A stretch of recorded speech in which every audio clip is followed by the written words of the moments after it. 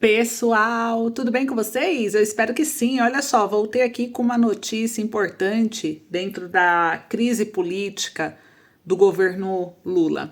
E tem uma nova crise que acaba de atingir, na verdade, a crise política já existente dentro do governo acaba de atingir um novo patamar. É isso mesmo, meus amigos. Fontes internas revelaram que até mesmo a ala mais fiel ao petista já demonstra insatisfação com o governo e apontam até como um recente episódio de traição. E os detalhes ainda estão sendo apurados, mas já vou trazer algumas coisas aqui para vocês. Então, esse impacto é bem significativo, não apenas para a oposição, que rapidamente já capitalizou, né, o episódio, mas também para a governabilidade do próprio governo Lula. E agora ele enfrenta desafios inesperados dentro de sua base aliada. E eu vou mostrar para vocês. Enquanto isso, o cenário internacional, o ex-presidente Donald Trump declarou aí guerra mesmo. Eu vou trazer aqui, ele chocou o mundo todo ao cumprir uma promessa polêmica onde afeta diretamente o Brasil. Então eu vou mostrar para vocês o que aconteceu.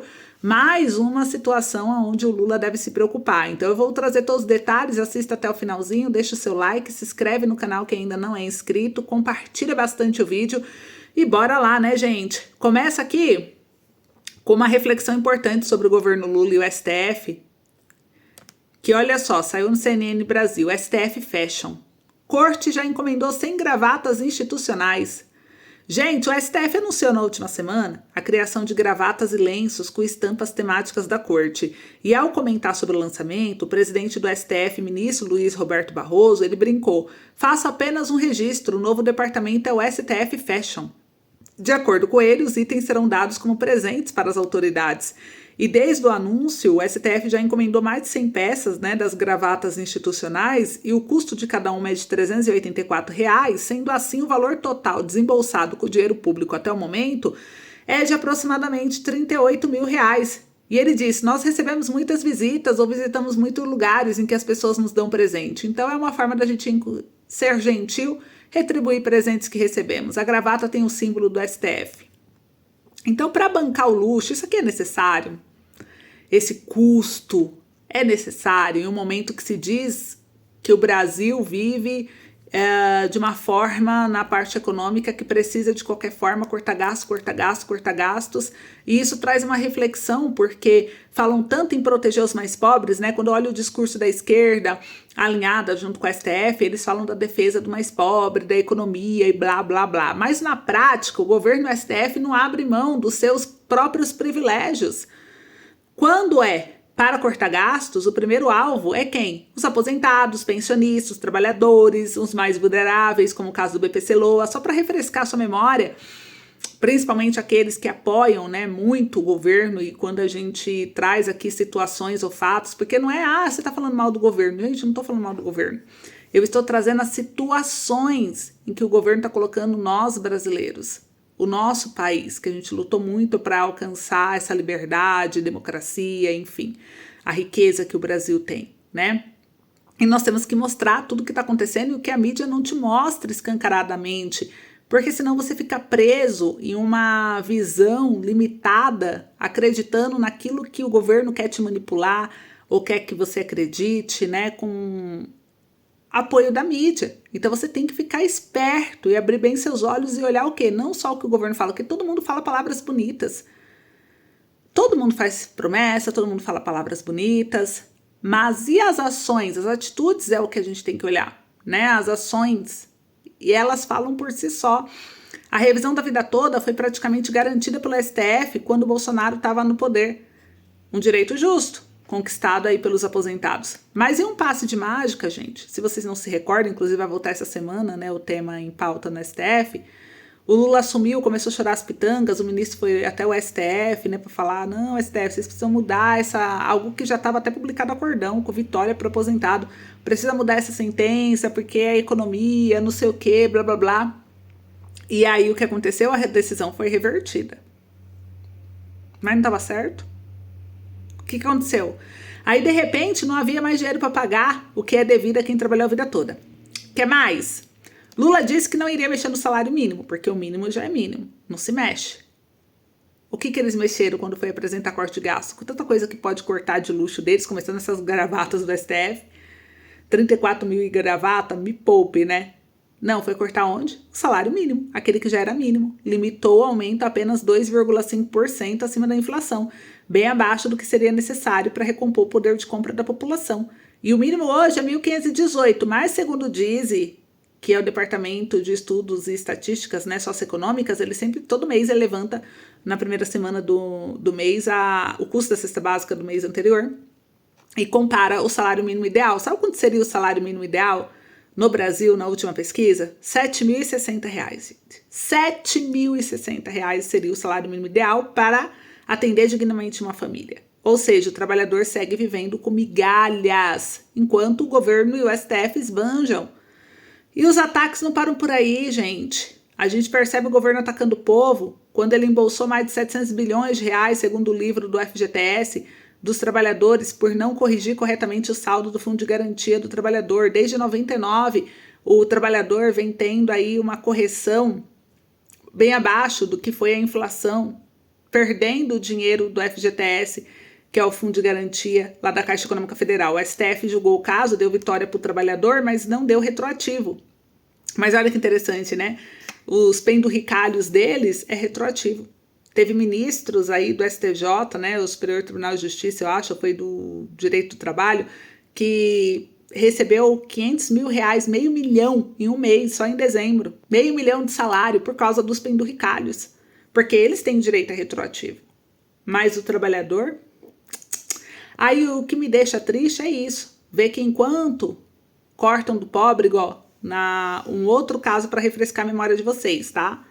O que aconteceu de ação do governo que fala que defende os pobres? Na redução de gastos, no plano de corte de gastos apresentado pelo Haddad, ministro da Fazenda, o que eles fizeram? Apresentaram um corte no BPC-LOAS, benefício de assistência social, benefício de prestação continuada para pessoas idosas e com deficiência.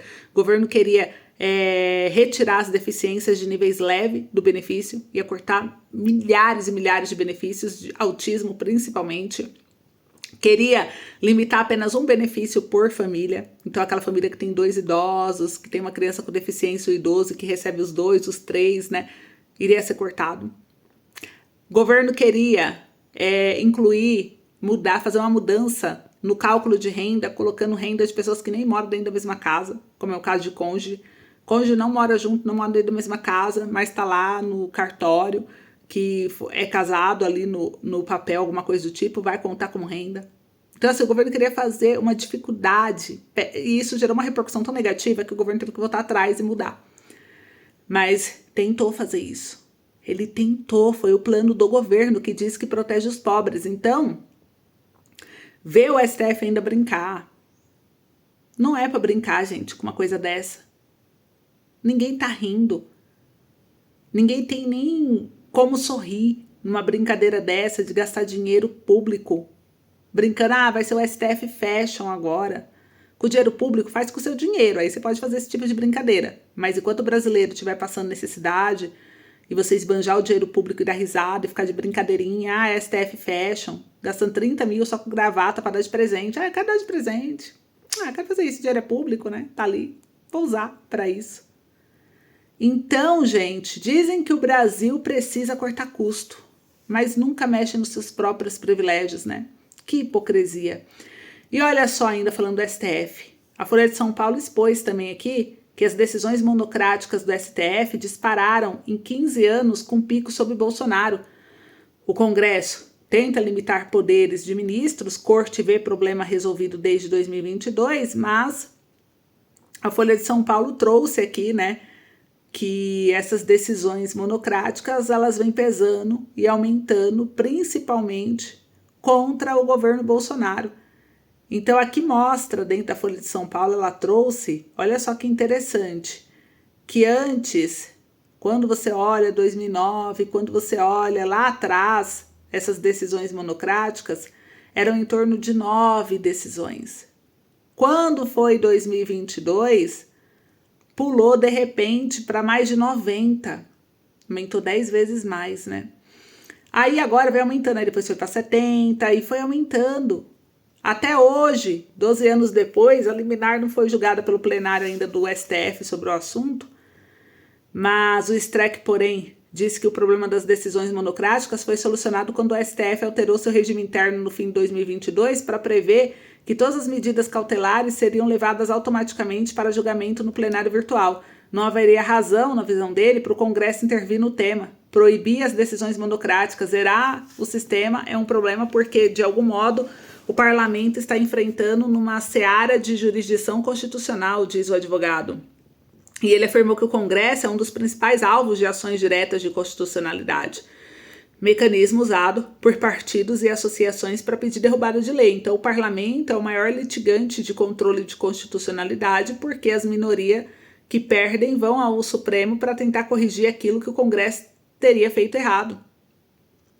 Mas e quando o STF também não tem mais a confiança do povo? Quando o povo não confia mais, né? A gente vê que em 2024 os ministros do STF deram 71 liminares monocráticas em ADIs e ADPFs. O recordista é o ministro Flávio Dino, com 21 decisões individuais, dos quais 15 foram referendadas pelo plenário e outras 6 aguardam julgamento.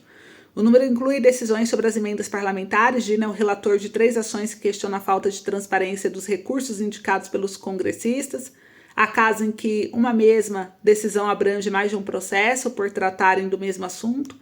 E interlocutores de Dino ressaltam que em todos os processos o ministro só decidiu após ouvir a Procuradoria-Geral da República e as demais partes envolvidas.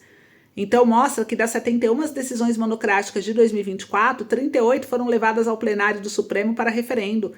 Os demais 33 casos ainda não foram julgados, seja por pedido de vista, que é mais tempo para análise, ou destaque para tirar o processo do plenário virtual e levá-lo à discussão no plenário físico.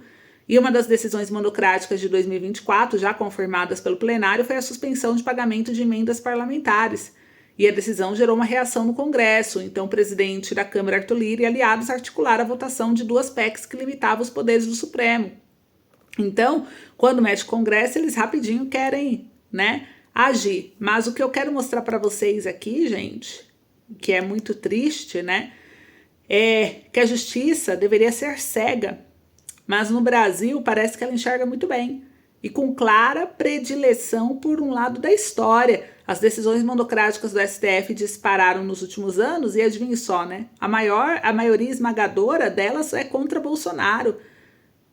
Gritante, de 9, passando de vários anos, só 9, ter monocrática, de repente em um ano 70, 90. Aumentou demais. E o Supremo, que deveria atuar como guardião da Constituição, é julgado imparcial. E julgado imparcial, julga parcialmente. Tornou-se uma verdadeira colheita de decisões individuais, onde um único ministro pode decidir o destino de todo o governo, ignorando o colegiado, o devido processo democrático. Durante o governo Bolsonaro, essa prática aí atingiu o recorde, como vocês viram. Então, enquanto aliados do ex-presidente foram perseguidos, censurados e até mesmo presos por expressarem opiniões, e um claro ataque à liberdade de expressão, figuras da esquerda, mesmo envolvidas em escândalos, seguem intocáveis.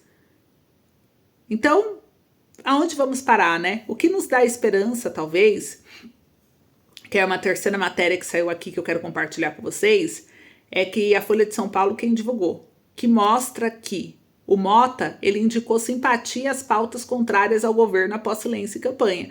Então, o novo presidente da Câmara também passou a cobrar equilíbrio fiscal da nova gestão petista e diz que a casa não vota mais aumento de impostos. Se impôs, né? Então, aqui a gente achou interessante. Ó, saiu aqui, Folha de São Paulo. Recém-empossado presidente da Câmara dos Deputados após uma campanha marcada pelo silêncio acerca de temas controversos, Hugo Mota, ele deu entrevista em sua primeira semana à frente do cargo, em que indicou simpatia a pautas criticadas pelo governo Lula. Entre esses temas estão a anistia dos condenados pelo 8 de janeiro, a mudança na lei da ficha limpa e a PEC do semipresidencialismo. Ele também cobrou incisivamente a gestão petista em relação à condução da economia e disse que o Congresso não admitirá projetos que elevem a taxação e que o governo precisa mostrar mais responsabilidade com a eficiência dos gastos. Então, isso nos dá uma esperança de ter um equilíbrio aí. Vamos ver como que vai ser a condução deles esse ano, né, do Congresso. E o governo Lula parece que teve uma traição. Quando eu digo que o governo Lula está com a base rachada, muita gente não acredita, mas olha só, sabe quem trouxe agora essa bomba? Mais um presidente de partido da base de Lula abriu fogo contra o governo Lula. E dessa vez foi o deputado federal Paulinho da Força, ele é de São Paulo. Ele é presidente nacional do Solidariedade, é um partido apoiador do governo Lula, se tornou mais um chefe de partido da base aliada do Lula e ele abriu fogo contra o governo. Ele publicou um vídeo no sábado, dia 8 agora de fevereiro, e ele criticou a recomendação do Lula para que, diante da alta no preço dos alimentos, os cidadãos deixem de comprar itens que estão caros no mercado para ver se o preço baixa. Olha a recomendação do governo, para de comprar, tá caro? Para de comprar, um dia eles vão baixar. Tá, aí você para de comer? Você vai fazer o quê? Vai morrer? Olha que sem noção. E aí o Paulinho da Força, até a própria base aliada, não consegue passar pano pro governo, porque tá muito ridículo essas falas dele. E aí ele disse o seguinte, abre aspas, não dá para pôr a culpa no povo. Vocês percebem que a culpa sempre tem alguém para ele culpar. Quando era na época do Bolsonaro, tudo era culpa do Bolsonaro. Agora no governo Lula, a culpa é sempre de todo mundo, até do povo, menos do governo. E o Paulinho da Força disse, abre aspas, não dá para pôr a culpa no povo. A culpa da inflação é do presidente da República. Se está ruim, demite seu ministro da Economia. Manda o Fernando Haddad embora e põe alguém no cargo que possa tocar a economia. Se você, Lula, pensa que a economia tá boa, vai lá no mercado para ver o preço dos alimentos. Fecha aspas. Foi o que disse o Paulinho. Ele disse um monte de outras coisas. Ele fez um vídeo criticando abertamente. Ele disse, assim não tem como defender, companheiro. E aí, o que vocês acharam? Então, muita gente chama isso de traição, mas eu acho que, gente, tem coisa que não dá para passar pano, não. Gosta do político e tal, quer tentar ali de toda forma cobrir a sujeirada do político, mas tem coisa que tem limite, né? E aqui ele chegou no limite e se posicionou porque viu que o governo tá rachado, que o governo tá feia a coisa, que quem ficar do lado do governo ainda e que é político e precisa do voto do povo tem grande chance de perder popularidade junto com o governo, ter sua reputação queimada junto com a imagem do governo, porque tá apoiando o governo que o povo não aguenta mais. Então as pessoas estão enxergando isso, né? Eles não são bobos.